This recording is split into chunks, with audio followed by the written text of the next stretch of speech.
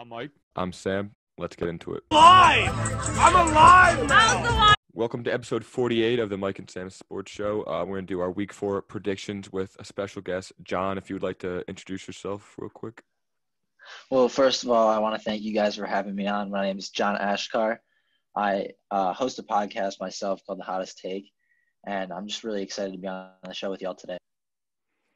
Yeah, we're excited to have you, fellow Buckeyes, so you know it's going to be a good chemistry going. But before we get into our Week 4 picks, last week, Week 3, me and Michael had the same record, both 10-5-1. I mean, it's pretty solid. It was a pretty crazy week in the NFL. Obviously, the Falcons had another collapse in the fourth quarter. The Eagles and Bengals tied in the first tie of the year, so it was pretty crazy. But I think that's a pretty solid record considering the circumstances. But without further ado, let's get into Week 4, the first matchup of the week on Thursday night, the Broncos at the Jets. This is kind of a blunder bowl, honestly. Both teams are not looking too hot, but I will go with the Broncos. I think their defense is just strong enough just to win that game, but the Broncos have, I think, a rookie quarterback starting Brett Rypien, and I think it's going to be a pretty low-scoring game, and I think the Broncos are going to come out on top. Yeah, I agree with you. I think the Broncos are going to pull out with this one.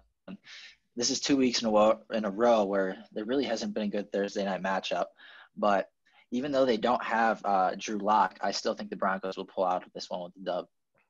Yeah, I'm definitely going to regret this pick. I'm going to pick the Jets winning their first game of the season. I know that that's a very kind of a hot take. A lot of people think the Jets are the worst team in football, which rightfully so, but I just think the Broncos have been absolutely riddled with injuries, so much so to the point where it's a little demoralizing for the rest of the football team. So I do think Adam Gase is going to keep his job alive for one more week, and the Jets are going to get the win here. Yeah, if he loses this game, that's going to be his hot seat is going to be increased a lot of degrees. Moving on to the next game, the first 1 o'clock game on Sunday, we have the Saints at the Lions. I think the Saints are going to win. I know Drew Brees isn't playing great as of recently. He did play pretty good against the Packers, but I think the Saints team is just great all around where they can be able to beat the Lions. But this is a toss-up. In my opinion, I could see the Lions going out there and beating the Saints. Yeah, I think the Saints will pull out with this one too. I think we're seeing the downfall of Drew Brees. He's getting to that point where his age is kind of taking over and the natural consequences are setting in. But this Lions team just isn't all that good. Their offense really can't get it together, even with Stafford there. So I think the Saints will finally show that they are a good team and that they are a playoff caliber team and that they'll beat the Lions with this one. Yeah, certainly. I think the Saints are better than their 1-2 record will show. I also have the Saints winning this game along with you guys. And I really think that Drew Brees and kind of his inability to throw the ball downfield is really indicative and really kind of problematic against really good coaches and really good football teams. And I just don't think that the Lions schematically are good enough to kind of expose Drew Brees' weaknesses. And the Saints just have a whole lot of talent, both on offense and defense. So I certainly expect the Saints to have a bounce-back week this week. I mean, I guess I'm a little high on the Lions because they did just beat the Cardinals, no offense, Michael, and they should have won Week 1. So I think they're a better team than a lot of people are kind of writing them as. I just think that Matthew Stafford's a great quarterback, and it can be a toss-up. But like I said, I'll still go with the Saints in this game. Moving on to the next game, the Chargers at Buccaneers. I think after these 2 victories the Buccaneers are coming off of, I think the wheels are really moving for them. I think Brady is coming off a great 3-touchdown game, and I think they're going to kind of handle the Chargers pretty handily. It's going to be a pretty sizable victory for these Buccaneers. Yeah, I'm with you, Sam. I think the Buccaneers are going to win this one. I just think the real question for this game is how the Buccaneers secondary will handle the Chargers passing attack, because honestly, Justin Herbert's looked pretty good for his 2 games, and he's thrown for like a lot of yards. So, I mean, they have Keenan Allen. Mike Williams is hurt. Who knows if he'll play? But I think that's the biggest question. But if the Bucs can ground and pound with Fournette, then I think they'll get it done. Yeah, I also have the Buccaneers winning this game, but I love your point, John, you made about the Chargers, and I really like the kind of dynamic that Justin Herbert adds to this passing offense because they have Keenan Allen, they have Mike Williams, they have the weapons to be a vertical passing team, but now you have a kid who has one of the best arms in the NFL as a rookie, And compared to Tyrod Taylor, I know he's a bit more safer. He's probably going to have less turnovers on a week-to-week basis. But, I mean, looking at the ceiling for this team, it's certainly higher with their new quarterback. But they did just come off of a loss to the Panthers, who are kind of going to struggle this season. So I definitely think it's going to be a lot of growing pains, a lot of ups and downs from the Chargers this season. And I just don't see them beating a really good team in the Buccaneers this week. Yeah, I think the growing pains with the quarterback it's going to be a lot this season. I like Herbert a lot going into the draft. I think he has one of the best kind of just talents in all of football as a young quarterback. Moving on to the next game, Jaguars at Bengals. Joe Burrow, Joe Cool, I think he's going to get his first dub of the season, although he did just tie it last week, so that's half a dub. But I really like Joe. He's special. I mean, coming off the Browns game, he played really well. This Eagles game, he's played really well. I mean, that highlight against the Eagles where he kind of fell down but saved himself and did a little 360 and still completed the pass. He makes crazy plays, and I think that the Bengals are going to be able to win this game. Yes, Sam, the Bengals are finally going to get their first win on that win column. Joe Burrow is going to get his first win in the NFL. And I really think they're just going to be able to attack him through the air. I mean, Sam Henderson's played well as a rookie, but they do have a good wide receiver core with Boyd, Green, and Tyler Boyd went off last week, and I see him doing it again this week, especially with Henderson on A.J. Green. So Joe Burrow is going to get his first win in the NFL this week, and he's going to look good doing it. I completely agree with you guys, actually. I do think the Bengals are going to win this week, and it's really disappointing because I'm a big Gardner Minshew fan, and it seems like for the second straight year in a row where Gardner Minshew kind of comes out of the blue and does really, really good and seems like he could be a starting caliber NFL quarterback. Right when he has that kind of expectation on him, he goes out the next week and doesn't have a good game. It happened a couple times last season where the Jaguars even had to switch back to Nick Foles. And then it certainly did happen last week. I know they were missing DJ Chark, their best receiver, but certainly a really disappointing outing against the Dolphins, a team that if you are a pretty competitive football team, you probably should beat the Dolphins. So I do have the Bengals winning this game. I do think Joe Burrow is one of the best young quarterbacks in the NFL. And despite this offensive line being really bad, I don't think that's something that the Jaguars could take advantage of. Yeah, very frustrating to watch the Jaguars. I picked them last week. You did too, Michael, and they come out and get smacked around by the Dolphins. But then somehow, week one, they smack around the Colts. So it's frustrating as a Colts fan there. Yeah. But moving on to the next game, we have the Vikings at the Texans. I mean, I don't know what the future with this game is going to be since the Vikings did play the Titans, and I don't know the COVID situation around there. But if the game is going to be played, I think the Texans are going to win. The Vikings are their defense is a shell of their former self. They have given up 41 points the first week, 26 week 2, and 31 last week. And obviously, me and you are both high on Deshaun Watson as being one of the top 5 quarterbacks in the NFL. So I think he's going to play really well against this Vikings defense, because he did show up against the Steelers last week, which is one of the best defenses in the NFL. So I'm going to go with Texans. Yeah, Deshaun Watson is a great quarterback, but this year he hasn't really showed it with their 0-3 record. And now I know it's a team game, obviously, but if you're a top 5 quarterback, you should at least have one win in those 3 games. Mm-hmm. So I'm going to go with the Vikings here. The Vikings obviously aren't a great team right now either because they're both 0-3. I think these are 2 teams that are more than capable of having a winning record right now because they both have great starting quarterbacks. But I think that the Vikings in this game are going to be able to do it against the Texans defense because they're not so good either. And I think Justin Jefferson and Adam Thielen can both step up and have a game versus this Houston secondary. Yeah, Justin Jefferson had a really good breakout game kind of last week. Really good game. Really surprised me how much he was utilized side of the slot because we saw him in college primarily a slot receiver, and he was really working the outside last week, which is really valuable in the NFL.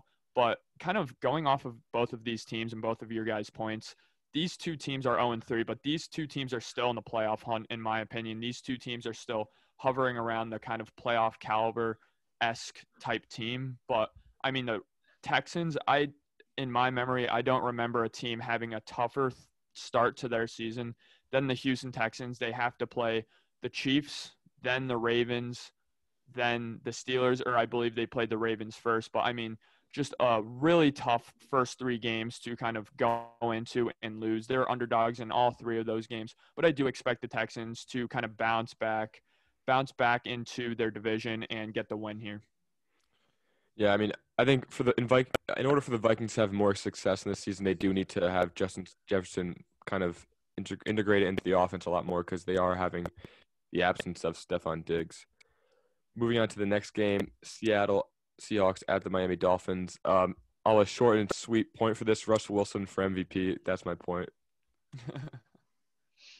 Yeah, I don't really have much to say about this one either. Russ is the MVP front runner, and it's going to be an absolute blowout. Yeah, I mean, this game is pretty easy. If the Seahawks lose this game, it's because Russell Wilson had a really rare, really weird, just off game, which I don't anticipate happening. This Dolphins team is riddled with talent kind of spotted on their roster, but overall, still a really bad roster. They have a good kind of coaching culture going on in Miami, which I really do like, but I'm a little weary that they don't have their franchise quarterback on their roster right now. Yeah, I mean, the future seems to be bright with Brian Flores, kind of the culture he's bringing, like you said. Moving on to the next game, Steelers at the Titans. This game's another game in question since the Titans had multiple staff members test positive, multiple players test positive. I think they suspend all football operations till the end of the week, so we'll see we'll be on the edge of our seat seeing if that game's going to actually happen. But if it does, I think the Steelers are going to win because they just have a great roster. Their defense, I mean, obviously everybody knows that their defense is one of the best in the NFL, and I think their offense with Big Ben at the helm, it's durable to win some games with him. He does make kind of some poor reads, and he isn't the quarterback he used to be, but I think they can win games with their defense, and their offense is functionable. Yeah, I totally agree with you. I think the Steelers are going to get the win here. Ben Roethlisberger, I mean, he just doesn't seem to get worse with age, which is weird, especially with like his body type and everything. He just looks like an old dad. But their offense is just working. Like James Conner is running it. Juju's good. Their passing game's good. Deontay Johnson. So that combined with their amazing defense, you got Minkah, you got Cam Hayward. The Titans are a really good team. They're a playoff team. They'll probably win their division. I just think the Steelers are too good of a team right now, and they have so much momentum going into this game too that they're going to pull away with it. Yeah, absolutely. You really hit it on the head. Everybody was kind of questioning, why are the Steelers hyped up this season? Why is everybody saying that the Steelers are going to make a deep playoff run? And you exactly hit it on the head. This is a great roster. They have a really good defense, and they do have the weapons on offense. And then you add into kind of effect that they didn't have Big Ben last season, and they were still a very competitive football team. Big Ben kind of reflected on his entire life this offseason, reflected on his football career. I believe he said that this was the first offseason he legitimately trained for the up-and-coming season, which, I mean, that really solidifies himself as a dad, and with the dad bod. Looks a little bit skinnier this year, but, I mean, I think that's absolutely incredible. This Titans team is a really, really good team that has a lot of similar strengths to the Steelers, but does make me a little bit worried that they kind of limped to the finish line for the third straight week against the Vikings, not covering the spread but winning the game. So I'm also going to have the Steelers, a team I'm very high on this season, winning this game. Yeah, I think in order for these Titans to win this football game, going back to week 1 when they played the Broncos, they got down the field in many drives, and they got stopped at like the 4-yard line on, I think, 3 drives. And I have Derrick Henry on my fantasy team, which was extremely frustrating to see because he cannot get into the end zone. So in order for them to be competitive in this game and win this game is to get Derrick Henry into the end zone. Obviously, A.J. Brown is not – I don't think he's going to play, so Corey Davis needs to really step up and attack the secondary of the Steelers. Moving on to the next game, I'm sure, John, you want to talk about this one a little more in depth because it is the Cleveland Browns, but the Browns at the Cowboys. I think the Browns are going to win this game and continue their winning ways of recent. I think Baker, he needs to really step up because I think their whole roster is really great except Baker. It kind of hurts them when he doesn't play well, and I think – with this Cowboys lackluster defense, if he goes out and plays well, that they can win this game. Yeah, this is a tough one to pick, especially for me because I'm a Browns fan. The big thing with this game is Baker's going to have to get it done through the air, and they're not going to be able to rely on their run game as much just because our defense isn't great at all, especially against the pass. Dwayne Haskins was carving us up in the first half last game, and then he totally fell apart at the end of the game. But the Browns are going to have to get it done in the air because our defense is not going to be able to stop their high-powered offense. I mean, they have great receivers in Lamb, Cooper, and even Michael Gallup. Any of those guys could pop off and have over a 100-yard game. So the big thing here is Baker going to be able to get it done in the air, and the Cowboys' defense has been awful versus the pass this year. So guys like Odell, Jarvis, Austin Hooper, they're all going to have to step up and have a big game. But especially Baker, he's not going to be able to have those accuracy issues. He's going to be able to have to hit his wide receivers down the field.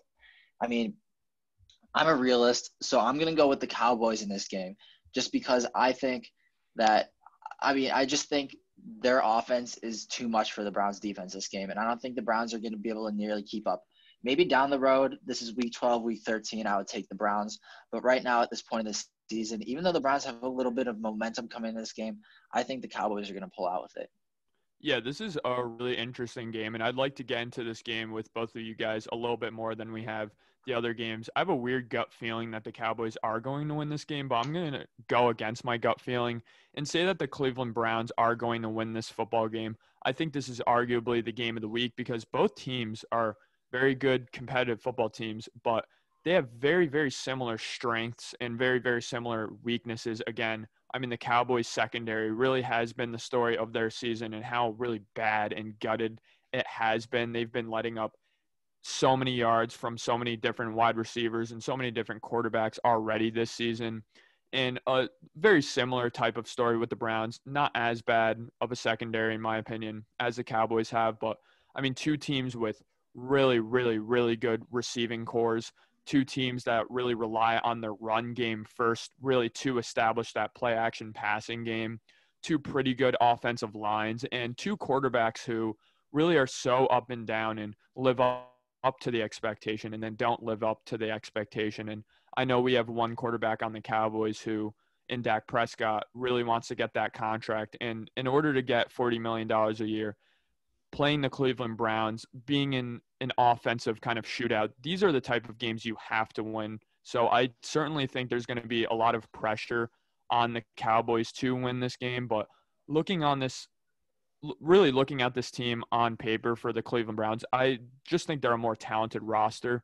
And I don't think the Cowboys coaching staff really gives any sort of advantage over the Browns. So again, I'm going to pick the Browns to win this game. Yeah, I think in order for the Browns to win, I think Odell really needs to show up because you saw a game that they won against the Bengals. Odell had a touchdown.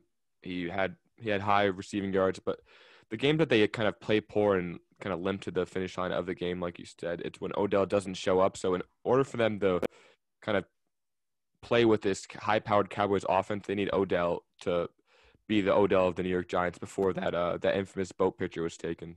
Yeah, certainly. And kind of a question for John, for a Browns fan. How have you felt about kind of Odell's tenure with the Browns so far? So obviously last year was quite disappointing. Just knowing what he did in New York and seeing all of that hype coming in, everyone thought he was absolutely go off with a second-year quarterback in Baker. And it was just really disappointing to see what happened. But I'm really high on Odell this year. The media paints this picture of him that he's just a me-first type of person. Like, he wants the receiving yards. He wants the touchdowns. But if you watch the game last week, he was getting down and dirty with blocks. He was blocking in the run game. He's a team-first guy. Austin Hooper did an interview and talked about Odell and just really said how surprised he was because Odell is just such a team-first guy. And, even a top-notch NFL player, they just think because of the media that Odell is this me guy. And I mean, that's just the whole narrative that's painted with someone like OBJ. But I'm really happy with how he's played this year. Obviously, there's going to be games where he goes off and has over 100 yards and a touchdown. And then there's going to be other games where he only has 40 yards and 3 receptions. So I think Odell is on his way to having another good year. I mean, he had 1,000 yards last year while injured. So I think he's going to do even better this year. I think every game, him and Baker gel even better. And I'm just excited to watch him play. Yeah, certainly. I've certainly been somebody who's been critical of Odell, but all the points you hit are absolutely true. Kind of the media perception around Odell even seeps into the locker room, as you cited that example with Austin Hooper, which really is incredible. And you would think from an outside perspective, oh, they kind of know these people personally. That's not going to play an effect on your initial kind of reaction to somebody, but it certainly does play a role. And Odell Beckham is that guy who does want to win football games at the end of the day. He's a guy who knows that he's never won a playoff game in his short career. So I certainly think he wants to put all stats aside. He kind of wants to put his personality aside a little bit, kind of swallow that humble pie after getting traded to the Cleveland Browns. And I certainly think he's going to want to win football games more than anything else. For sure. I mean, barely any of these guys on the Browns have even been to a playoff game. Like, they're one of the youngest teams in the league, and that's something that the Browns have going for them. They have such a big hunger. Has such a big chip on his shoulder. Odell has such a big chip on his shoulder. Myles Garrett has a huge chip on his shoulder after what happened last year. I mean, an underdog story it could be, even though there was so much hype surrounding it. These guys have something to prove. They have careers to prove, and there's not going to be anything stopping them from going out and winning these games and showing all these other teams up. Yeah, certainly. And Myles Garrett is a guy who had an absolutely fantastic week 3, and he's just a fantastic football player. Nick Chubb is a guy who, I mean, he doesn't talk to anybody on game day. I've heard he just puts his head down and he absolutely works. Nick Chubb is one of my favorite guys in the entire NFL. He's just a high character guy, along with being one of the best running backs in the NFL. You go and sign Kareem Hunt in the offseason, who's by far the best backup running back in the NFL, and I don't even think it's remotely close. And I mean, this Browns team, again, they have expectation, but I think that having a season like last season where you have a lot of expectations because you are a talented football team and you kind of don't live up to it, I think it's good for the health of this team going forward because now you don't have the expectation, but you still have that same football team. So I certainly think the Browns not only are going to be better than last year, but are going to continue to move forward. And if not, then I certainly do think Baker Mayfield is on the hot seat. But as of right now, I think his job is pretty secure. Yeah, I think the eyes are certainly off of them as of last year because there was so much pressure. And then I think having a coach like Kevin Stefanski, who is a lot better than someone like Freddie Kitchens last year, I think they're just a lot more promising this year than they were last year. And with Stefanski, too, the thing is, the guy didn't have a preseason. At least Freddie Kitchens last year had 4 games to get it in and get practicing with the team, calling plays and doing all of that. But Coach Stefanski hasn't had any of that. And I know that's the same for other head coaches, but he was an OC for only a year and a half, and this is his first time head coaching. So I'm pretty happy with what he's done and how he's kind of just taken a hold of this offense, guys. Yeah, Browns, very, very exciting future for them if you're a Cleveland fan. Moving on to the next game, we have the Cardinals at the Panthers. I think the Cardinals are going to win this game pretty handily. Cardinals have an awesome offense, an awesome defense, and the Panthers have one of the worst run defense in all of the league. So I think Kyler and company is going to run all over them and run to the finish line. Yeah, I think the Cardinals will take this one. I mean, Derek Brown hasn't been here for the Panthers yet, their first-round pick, and Kyler's totally going to run it on them. I'm hoping Kenyon Drake can kind of pick it up. He's been a little bit of a bust so far this year, but their run attack will be too overwhelming for this Panthers team. And, I mean, Teddy Bridgewater just hasn't proven that he's been worthy of this contract. And I'll be looking for him to prove that. I hope he doesn't sit back and relax knowing that he has the guaranteed money now. But he's the type of guy that will want to go out and prove that he does it. Yeah, I certainly think Teddy Bridgewater for this kind of Matt Rule era is kind of set in place to be a bridge quarterback, no pun intended.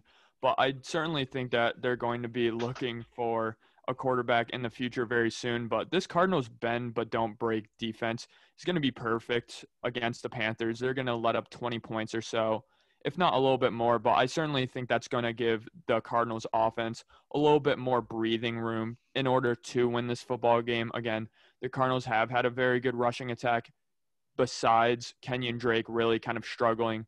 I know Kyler Murray, I think, has the most rushing yards and rushing touchdowns out of all quarterbacks this season, which is certainly nice to see. But, I mean, the Cardinals have looked very young at times this season, and it definitely showed last week in the loss against the Lions. And when I was watching that Cardinals-Lions game, it really just screamed that the Cardinals are going 8-8 to me, just because they have a really talented football team now, but just the inexperience is going to seep in through the cracks every once in a while. And if you really want to be competitive in this NFC West, which in my opinion is the best division in all of football, then you have to win at home against the Lions. It's that simple. So though I do think, again, the Cardinals do get the win this week, I think that their hype train is going to kind of slow down a little bit in the up and coming weeks.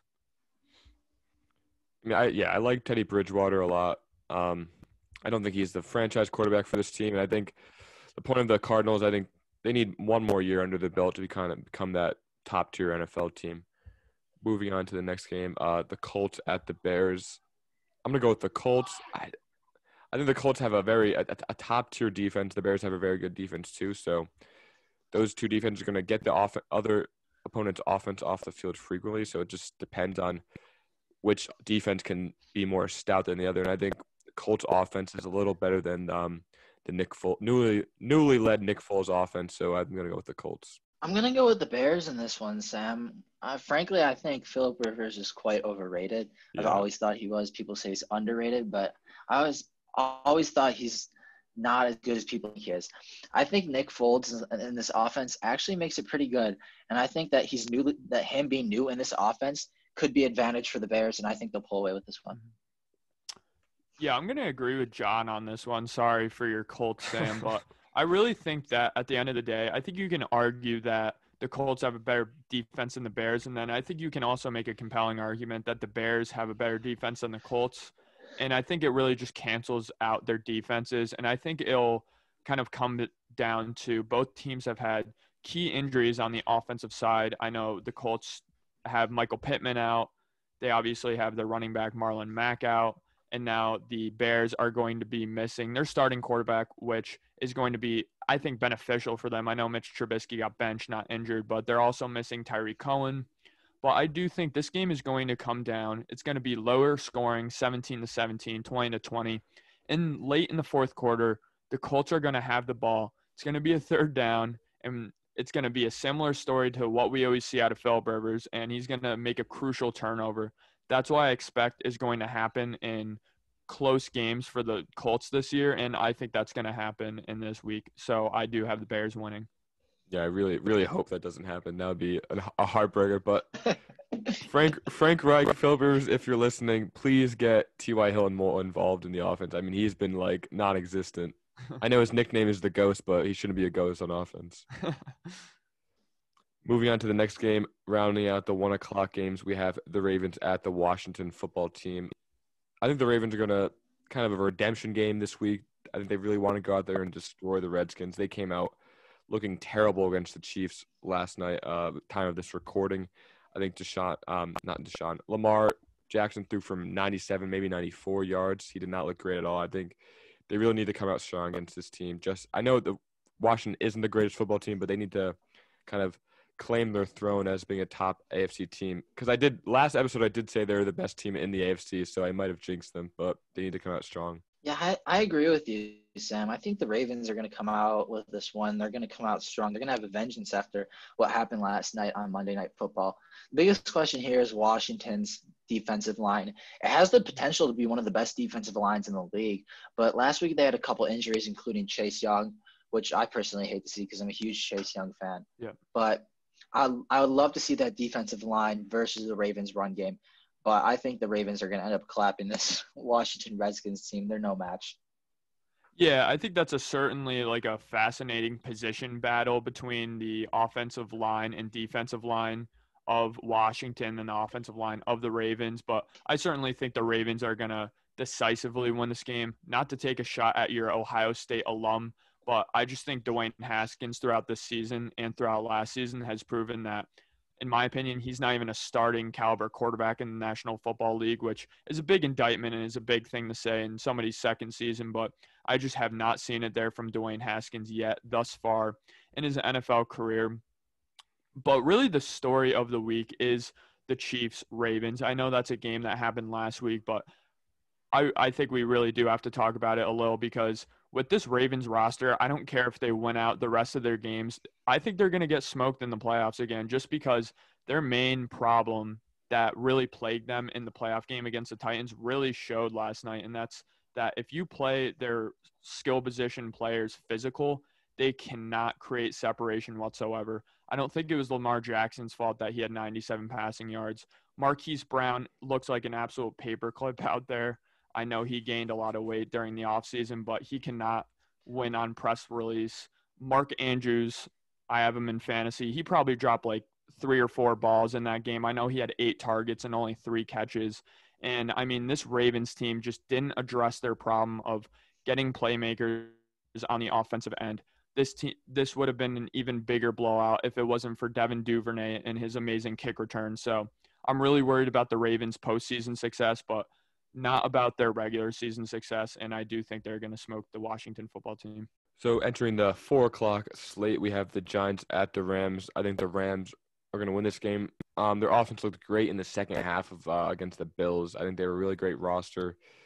Sean McVay, I think he's a genius. I think they really need to get Cooper Kupp more involved because if you looked at last week against the Bills, he played great in the second half because they started involving him more. So against this Giants, I know the Giants aren't a great team, but it's not going to really test them. But they need to start kind of maybe involving him in different schemes and plays more, and they can kind of like a test game for them, experiment game. Certainly. Yeah, I think the Rams are going to pull away with the win in this one. I don't think it's going to be any close either. The Rams have that high-powered offense, and it kind of went missing last year. It was MIA, but now it seems like it's back, and they're finally getting their weapons working. Their running backs are working. Like Darrell Henderson stepped up and had over 100 yards last week, so that was really big for them. And even Jared Goff isn't looking half bad. But, I mean, this Giants team is just god-awful. They're so bad. Like, they lost to the 49ers, who were playing all of their backups. Like, Nick Mullins tore them apart. So, this is going to be an absolute blowout, and they're totally going to smoke them.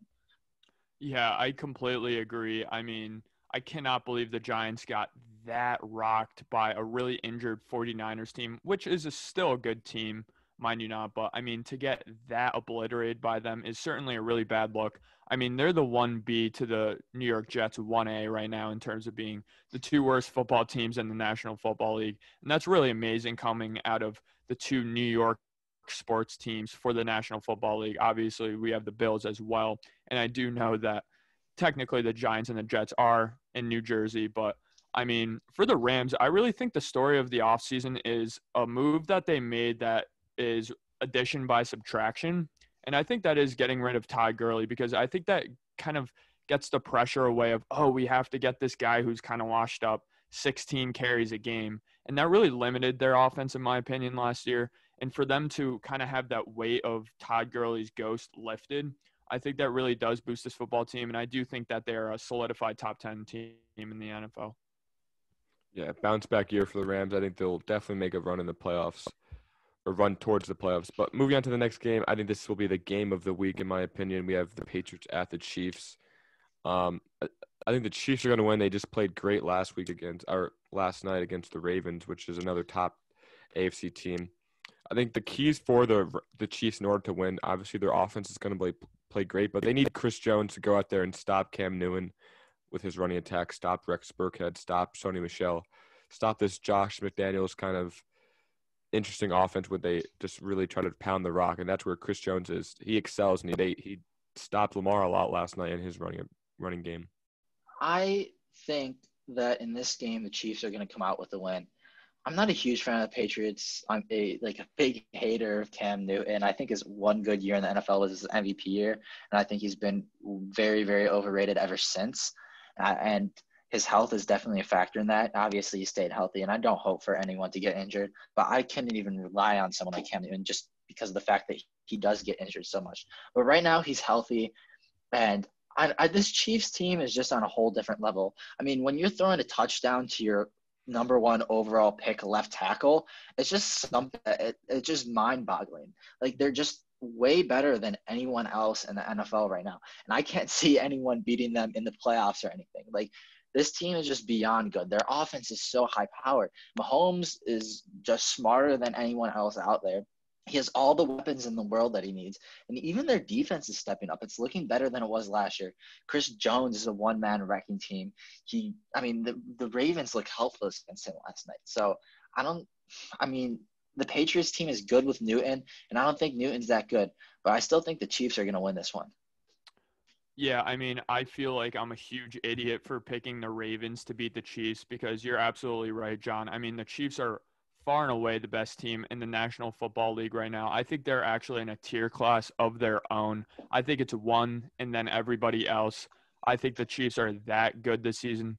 I certainly think Patrick Mahomes is still the best quarterback in football. I know a lot of people would argue for Russell Wilson right now, which I certainly think is fair, but the things that Patrick Mahomes are doing, especially off script, are just something we've never seen in NFL history. Patrick Mahomes is that good. I think Tyreek Hill, everybody's saying that he was the best receiver in the NFL coming into this year.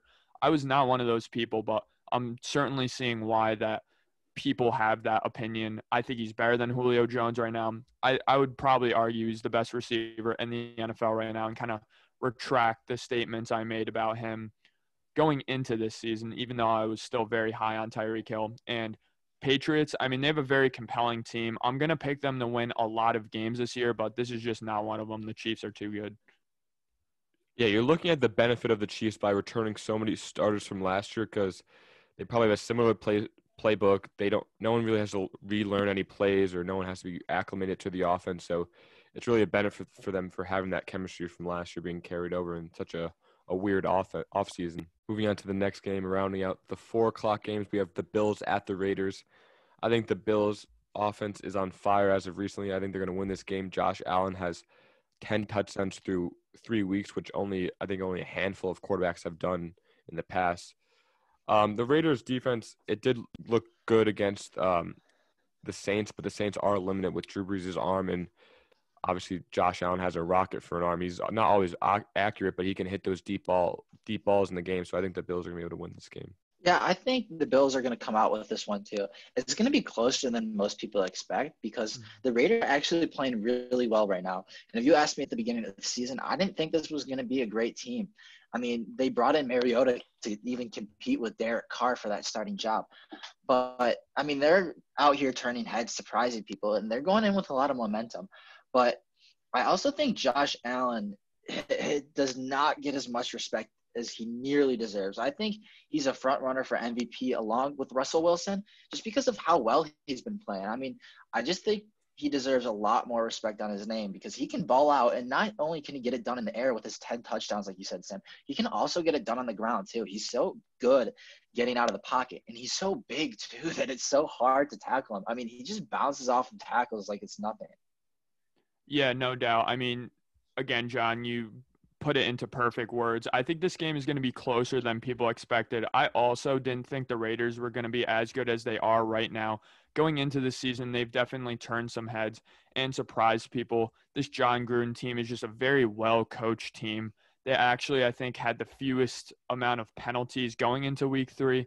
Now, I don't think they have the fewest amount of penalties going into week 4, but that's really just a noted story because the Raiders are always that franchise who are always very undisciplined, play very scrappy, which they still do, but they usually just rack up the penalties.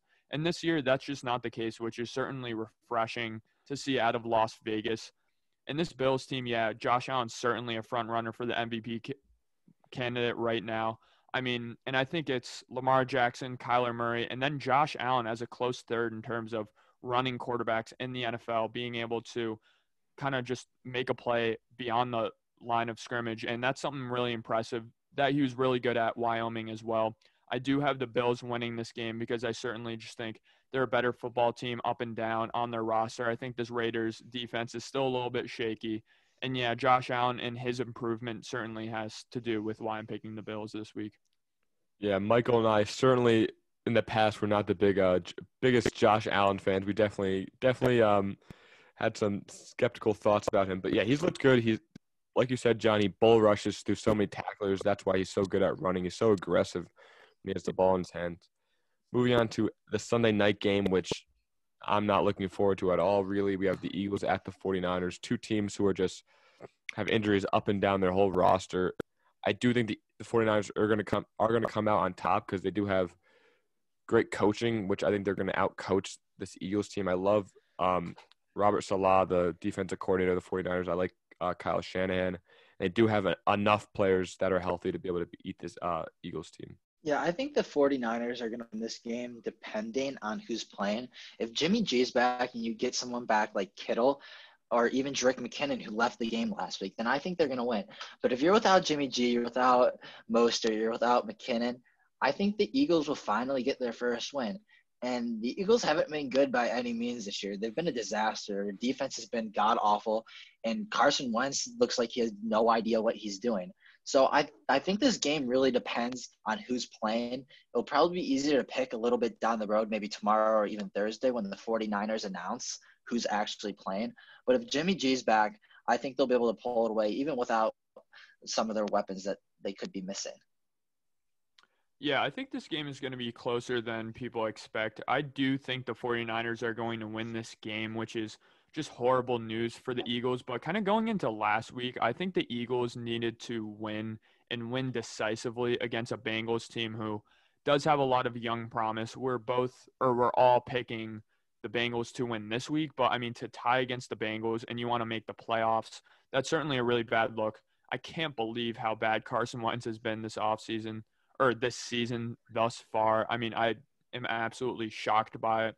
I think he's kind of hit like a rookie panic mode where your offensive line sucks, no one's getting open, and he just panics. And it's just really sad to see the regression of Carson Wentz. And that's certainly something I did not anticipate going into this season because I did think the Eagles were going to be a really competitive football team. And believe it or not, with losing 2 games and tying 1, having no wins, they're only a half game back from the first place spot in the NFC East, which, I mean, really just speaks volumes to how bad that NFC East division is really year in and year out for the past couple of years. But again, I think the 49ers are well coached enough to kind of scheme up a victory for Nick Mullins. Yeah, in the eyes of Colin Cowherd, Carson Wentz isn't performing well because of that, because of the backward hat he wears, I guess. But I think with this NFC East division, I think a team that's 8-8 or 7-9 is going to win this division. I think they're just really bad up and down. I mean, the Cowboys are a pretty good team, but constantly always go 8-8 each year. So I think they're the favorites to win this division, but I wouldn't be surprised if they won it with a poor record. Moving on to Monday night, the last game of the Week 4 slate. We have the Falcons at the Packers.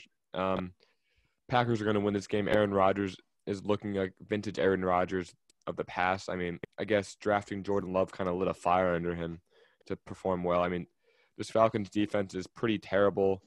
I think last week Allen Robinson had 118 receiving yards, so I think someone of Devontae Adams' skill set is going to have even more receiving yards than that, really. And I think Aaron Jones is also going to run all over this defense. Maybe the Falcons are winning towards the fourth quarter and they just collapse again. Who knows? But I'm going to go with the Packers. I'm going to go with the Packers here too. Aaron Rodgers has been looking great. I mean, he's getting everyone involved, even like receivers like Anthony Lazard and like all of these random guys. So Rodgers is looking like he's just this commander-in-chief in this high-powered offense again, and he's really looking like a shell of his former self. Jordan Love probably did light a fire under him, Sam. You're probably right about that. And Jordan Love is freaking terrible. That dude is so bad at football. I mean, I don't know if you guys saw some of his like training camp footage, but he can't even hit an open receiver.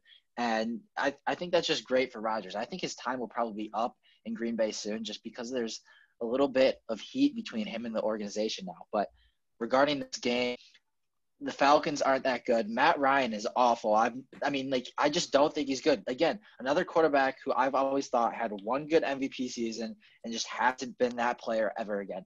And right now, the Falcons just don't look good at all. Yeah, I'm going to have the Packers winning, and I want to touch upon some of the points that were made. With Jordan Love, yeah, I think he was drafted in the first round to kind of look forward to the future of the Packers. I think historically, a lot of football teams just always have a good position group. It's really weird. With the Cowboys, they always have a good offensive line. And with the Packers, they always have a good quarterback. And I think they're very, very scared to go into the future with an uncertainty at that quarterback position. That's why I think they drafted a guy who they think is going to be really good at football. Now, obviously in the training camp, didn't perform up to expectations, and he showed a lot of flashes of being really good off script, just being a gunslinger, somebody who can drop back into the pocket, feel the pressure, evade the pressure, and throw a 60-yard bomb down the field. But he also showed so many flashes in college football of being just a horrible decision maker, being inaccurate with the football. I believe his senior season, he threw 20 touchdowns and 20 interceptions, which certainly is something to look at for him in the future when he does get his start. But, I mean, with the way Aaron Rodgers is performing this season, Jordan Love's name shouldn't even be mentioned because Aaron Rodgers just has been that great this season. I think a lot of people, including myself going into this season, watching Aaron Rodgers last season, were a little bit weary to put him back into that top 5 quarterback in the NFL conversation. And I've certainly ate my words on that end because Aaron Rodgers certainly looks like a top 5 quarterback in the NFL right now. I mean, in this Packers offense, I'm just so impressed about how they performed last week without Davante Adams because I feel like they're just very heavily reliant on him, and they showed against a really good football team in the Saints that they could still pull for the victory. Oh, yeah. Going back to the Jordan Love point, I think if you want, like Jordan Love, obviously I'm not one to really watch the Mountain West football and college football because it's not the best type of football. But his senior year, they did lose a large amount of their offense. They lost their head coach, I think. So they were he was dealing with people that he's never really played with before. And I think if you want to, he played really great in his junior year. That's when they won 11 games. They won a bowl game. So I think kind of comparing him to Carson Wentz this year, I think there's not really a lot of people around him. So he's kind of having to make plays out of nothing and just run around and scramble. And that's the result of so many interceptions. So I'm not going to write him off right away. I am looking forward to seeing him play because he is so fun to watch when he was on at Utah State. But I can see where someone is coming from. But yeah, Aaron Rodgers looking like, classic Aaron Rodgers, I think. That last year, I was like you said, we were scared because they kind of became more of a running style offense last year. So people thought that he was didn't have the arm talent he used to have, didn't have kind of the skill he used to have, but it shows right now that he still does have it. Yeah, I think it's a really weird kind of phenomenon when you're trying to evaluate quarterbacks coming out of college and how much do stats matter and how much does winning matter because I remember Baker Mayfield had a very famous quote. Like he was like, "Of course I went number 1 overall. I put up the stats in college and I was a winner. How could you pick a guy that's not a winner?" And I do disagree with that because I think that your football team, especially in college, has a lot to do with if you're a winner or not. I mean, you had a Cliff Kingsbury and Patrick Mahomes led Texas Tech, and that team never won more than 6 games in a college football season. And a lot of quarterbacks in NFL history that have been very successful have been losers in college and vice versa. And I really just think it's about kind of finding that eye with talent. And the Packers do believe they found that talent with Jordan Love, but that's especially just yet to be seen for sure. Yeah, and to build on that point a little bit, I mean, there's like CBU, Ohio State. There's offensive line U. You could say that's Iowa. But there's no quarterback U. Quarterbacks come from the most random colleges. Like you had Jared Goff from Cal. I mean, Aaron Rodgers went there, so it's not a great example. But then you have like Ben Roethlisberger from Miami of Ohio or Drew Brees from Purdue. I mean, these guys just come from everywhere and anywhere. And it's just you've got to be able to evaluate talent. And that's obviously the hardest part with teams not being able to get good quarterbacks. They call it Ohio State DBU. I like that. I like that a lot. I know a lot the of best in the country. Maybe we should get some other representatives from maybe Florida on the phone for that. But no, going off that point, no, I do agree that Ohio State is DBU, but it's just really interesting. And looking at some really successful programs, Ohio State has lacked kind of the quarterback talent at the NFL level. Even Alabama, a team that's so great year in and year out, has not produced one NFL caliber quarterback, like not even one. They did have A.J. McCarron, who got one start in that playoff game for the Bengals. But besides that, it's just a really weird phenomenon to look at all these great, really cultures and great football teams in college football, and they haven't produced NFL quarterbacks. And maybe that's because of really the reliance on their talent. If you are that quarterback at Alabama, you're throwing to a guy that's, 20 yards wide open compared to maybe another school where you're throwing into a tighter window because your receivers are not as good. I think a lot of that certainly goes into it, but again, I think it's just kind of finding the right eye for talent. Well, we hope you guys enjoyed this episode of our Week 4 predictions. We want to thank John for coming on the show again. It was fun working with you, and see you guys in the next one.